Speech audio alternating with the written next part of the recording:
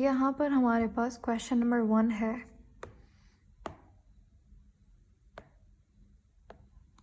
Question number 1, how many unstable radioactive isotopes? We have already done this question in the last class. और इसका answer क्या था? 300। यानी कि कितने रेडियो एक्टिव आइसोटोप्स आर्टिफिशियली अब तक बन चुके हैं वो है 300। लेकिन अब क्योंकि ये पुराना क्वेश्चन लिखा हुआ है तो इसलिए यहाँ पे नंबर जो है वो 300 है।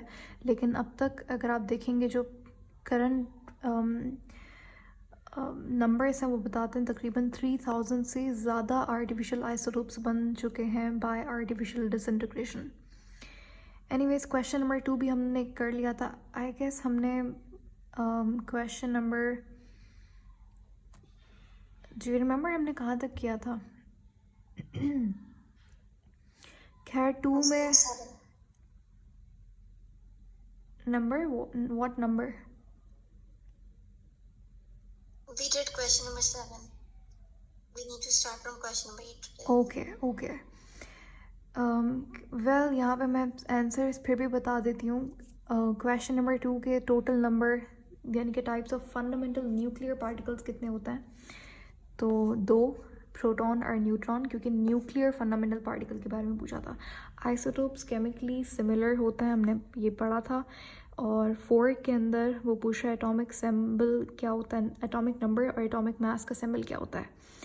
तो दैट वुड बी ए लिखते हैं हम लोग टॉप पे और जी नीचे, तो option A would be the best option. 5 के अंदर पूछ रहा है molecular ions are formed by passing what?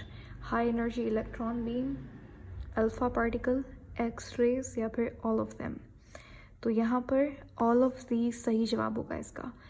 Electron, जब आप किसी एटम पे इलेक्ट्रॉन बीम जो कि हाई एनर्जी रखती है उसको जब आप स्ट्राइक करवाते हैं, कोलाइड करवाते हैं एक एटम पे, तो उसका इलेक्ट्रॉन इमिट होता है। अल्फा पार्टिकल्स पे भी इलेक्ट्रॉन इमिट होता है और एक्सरेज मारने पे भी इलेक्ट्रॉन इमिट होता है। यानी कि इन तीनों मेथड से आयोनाइजेशन होगी, आयंस बनेंगे। Question number 6, which one is not true about isotope? Isotope के बारे में क्या चीज़ सही नहीं है? सेम फिजिकल प्रॉपर्टीज़ होती हैं, ये चीज़ गलत है। सेम एटॉमिक मास नहीं, डिफरेंट एटॉमिक मास होता है और नंबर ऑफ न्यूट्रॉन्स भी डिफरेंट होते हैं। तो यहाँ पर सही जवाब होगा all of them are wrong. Question number 7 हमने कर लिया था, तो let's start from question number 8। Give it a shot if you can find out the right option, otherwise we will do it together.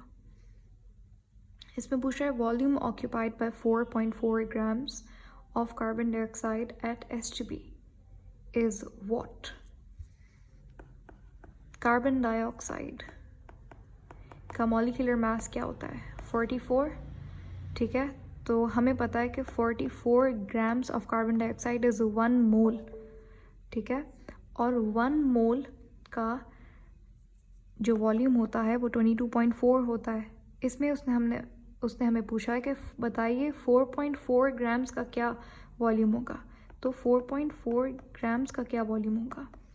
Cross multiply कर देंगे। देखो 44 grams के अंदर हमारे पास इतना वॉल्यूम है, तो 4.4 ग्राम्स में कितना होगा? तो 44x 4.4 22.4 से मल्टीप्लाई करवाएंगे इसको आप। तो कैलकुलेट करें इसको।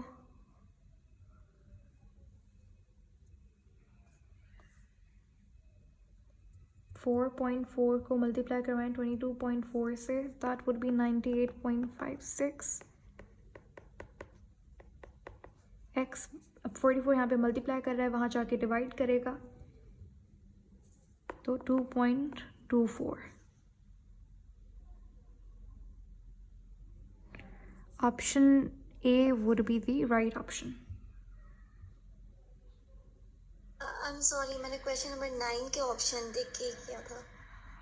ओके खैर 9 में भी there is no right option. ठीक है, 9 के ऑप्शंस में भी D is not the right option. Anyways it's okay. तो 8 का क्या होगा? A 2.24। How I did given mass per unit molar mass 4.4 divided by 44, since carbon dioxide has molar mass 44, so 0.1, which means 10 power minus 1, or 22.4 into 0.1 is 2.4.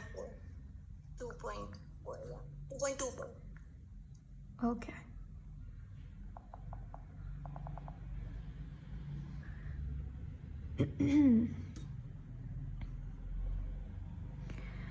Let's go with question number 9. Which one is the molar volume of a gas at STP?